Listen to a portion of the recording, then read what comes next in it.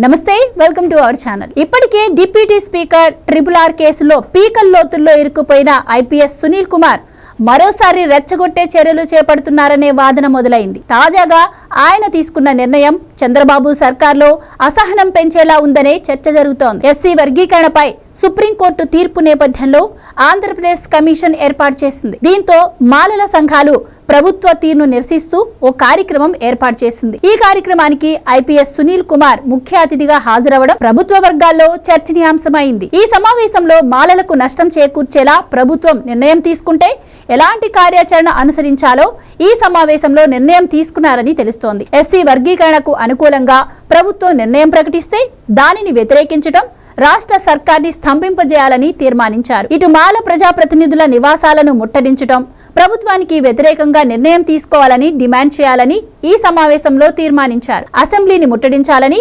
ప్రభుత్వంపై ఒత్తిడి తీసుకోవాలని నిర్ణయించారు మాల సంఘాల ప్రతినిధులు. అయితే సునీల్ నిర్ణయం వెనుక వైసీపీ అధినేత మాజీ ముఖ్యమంత్రి జగన్ ఉన్నాడనే ఆరోపణలు వినిపిస్తున్నాయి. ఎస్సీ వర్గీకరణకు వ్యతిరేకంగా వైసీపీ తన నిర్ణయాన్ని ప్రకటించే అవకాశం ఉందని రాజకీయ వర్గాల్లో చర్చ నడుస్తోంది. అందుకే మాదిగలతో పాటు ఇతర ఎస్సీ వర్గాలకు వ్యతిరేకంగా మాలల పోరాటానికి సునీల్ కుమార్ ప్రత్యక్షంగా మద్దతిచ్చారని, త్వరలో ఇది మరింత ఉధృతమవుతుందని ప్రభుత్వ వర్గాలు భావిస్తున్నాయి. అయితే ప్రభుత్వంలో భాగస్వామి అయిన ఐపీఎస్ సునీల్ కుమార్ ప్రభుత్వ వ్యతిరేక సమావేశాలలో పాలు పంచుకోవడం ఏంటని ప్రశ్నిస్తున్నారు కొందరు అధికారులు.